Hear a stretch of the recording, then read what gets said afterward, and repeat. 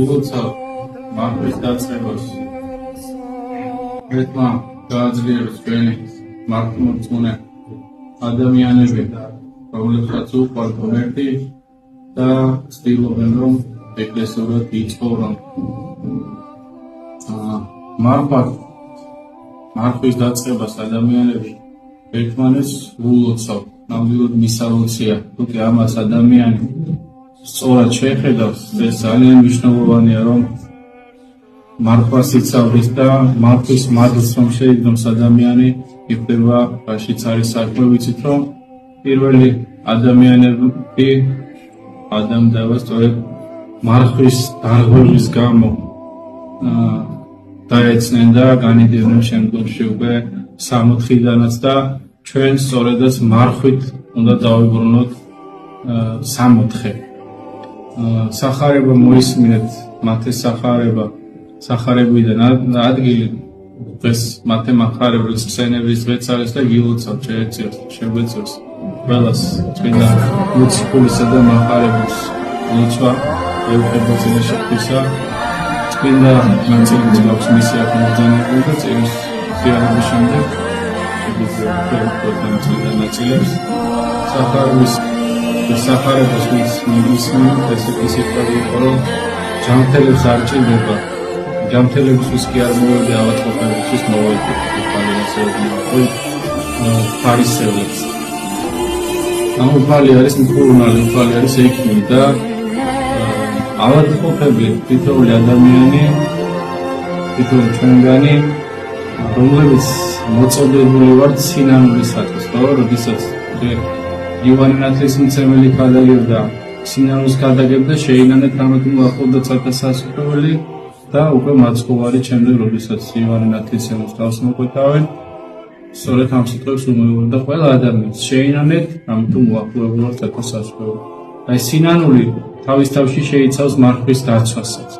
გახსოვს ნინევეში როდესაც უნდა დაქცეულიყო ეს ქალაქი იონა წინასწარ მეთქვა რომ მიევლინა სინანულის გამო რომ მოენანიებინათ 40 დღიანი მარხვა დაუშვა უფალმა იონას სწორედ ამასეულით ასე რომ სინანულთან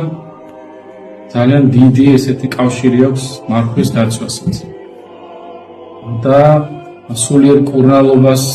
ძალიან ეხმარება მარხვა როგორც ორი ფრთა ფრინველისა რომელთაც საში ფრინდება ასე ფრინდება ადამიანის სული ლოცვითა და მარხვით უფლამდე და უნდა გავაცნობიეროთ რომ რამხელა მნიშვნელობა აქვს მარხვას ადამიანს თუ კი ქრისტიანად მიაჩნია თავი და მისთვის მარხვა არაფერს წარმოადგენს სახარების წარკითხვა არაფერს წარმოადგენს აღსარების თქმა ზიარება არაფერს წარმოადგენს ის ადამიანი უბრალოდ თავს იტყუებს რომ ის ქრისტიანია